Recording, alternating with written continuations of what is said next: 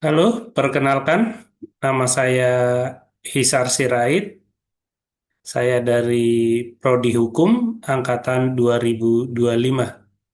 Hari ini saya akan coba jelaskan tentang ilmu negara dan hari ini adalah pokok pembahasannya tentang yang pertama adalah definisi daripada ilmu negara itu sendiri dan yang kedua ruang lingkup ilmu negara. Yang ketiga, urgensi ataupun manfaat mempelajari ilmu negara. Dan yang terakhir nanti kesimpulan. Nah, kalau kita lihat dari definisi ilmu negara itu dapat didefinisikan sebagai ilmu yang mempelajari negara sebagai fenomena umum, meliputi hakikat negara, unsur-unsurnya, bentuknya, dan prinsip-prinsip yang mengatur keberadaannya.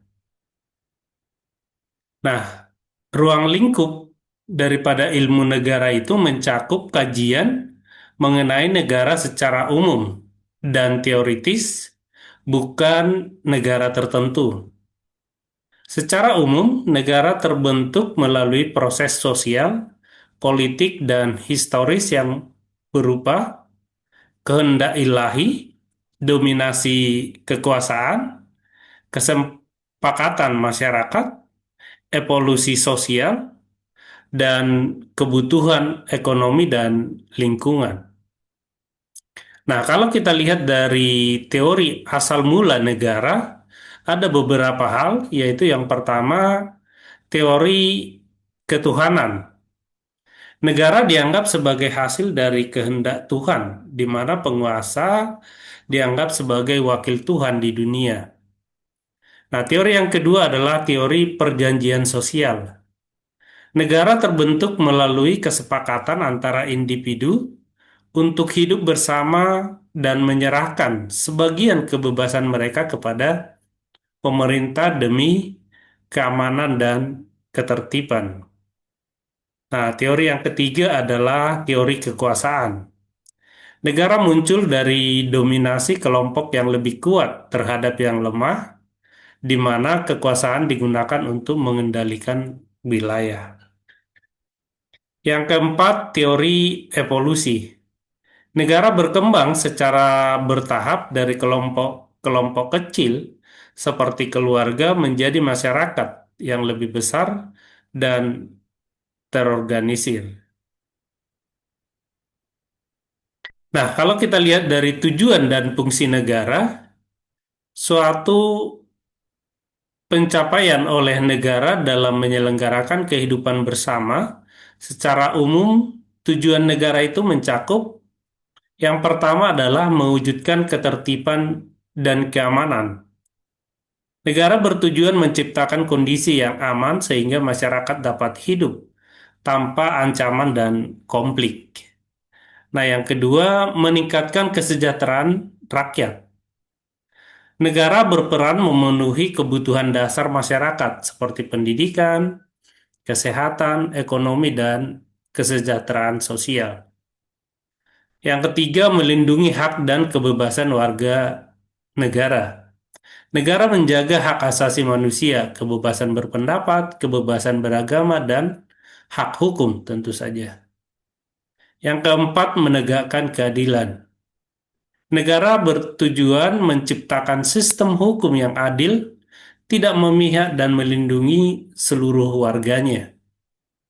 Yang kelima, membangun kerjasama antar negara.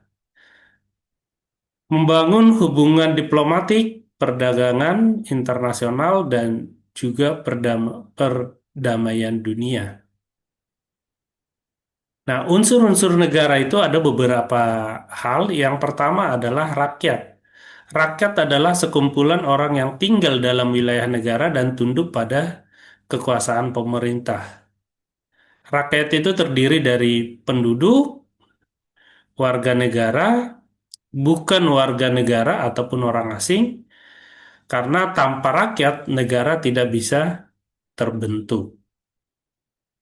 Nah, yang kedua adalah wilayah. Wilayah adalah tempat berlakunya kedaulatan negara. Nah, wilayah ini meliputi darat, laut, udara. Wilayah menentukan batas kekuasaan sebuah negara. Yang ketiga adalah pemerintahan yang berdaulat. Pemerintahan yang berdaulat adalah kekuasaan tertinggi dalam negara yang mampu menjalankan pemerintahan, menetapkan dan menegakkan hukum, mengatur rakyat dan wilayahnya berhubungan dengan negara lain. Nah, yang keempat, pengakuan dari negara lain. Ini adalah merupakan unsur tambahan. Menurut praktek internasional, pengakuan negara lain bukan unsur mutlak, tetapi mempermudah hubungan diplomatik, perdagangan internasional, dan legitimasi global. Nah, secara bentuk negara merujuk pada cara suatu negara tersusun dan bagaimana kekuasaan dibagi di dalam wilayahnya. Nah, bentuk-bentuk negara dapat dibedakan menjadi yang pertama itu kesatuan, yaitu kekuasaan terpusat. Nah, contohnya Indonesia, Jepang, Perancis. Yang kedua adalah federal ataupun federasi. Nah, ini kekuasaan terbagi antara pusat dan negara bagian. Nah, contohnya Amerika Serikat, Jerman, Australia. Yang ketiga, konfederasi, yaitu perserikatan negara yang tetap berdaulat. Nah, ini adalah Konfederasi Amerika 1776 sampai 1787, yaitu Swiss, Swiss lama. Empat, protektorat dominion atau uni, bentuk khusus dalam hubungan antar negara. Nah, Bhutan masa lalu dilindungi oleh India. Nah, apa yang menjadi urgensi dari manfaat negara? Nah, ini ada beberapa hal. Yang pertama adalah menciptakan ketertiban dan keamanan. Yang kedua, melindungi hak dan kebebasan warga negara. Yang ketiga, menyelenggarakan kesejahteraan umum, mengatur dan mengelola perekonomian. Yang kelima, menegakkan keadilan. Yang keenam, menjaga kedaulatan dan hubungan luar negeri. Yang ketujuh, menjaga persatuan dan integrasi nasional. Yang kedelapan, membangun masyarakat beradab dan demokratis.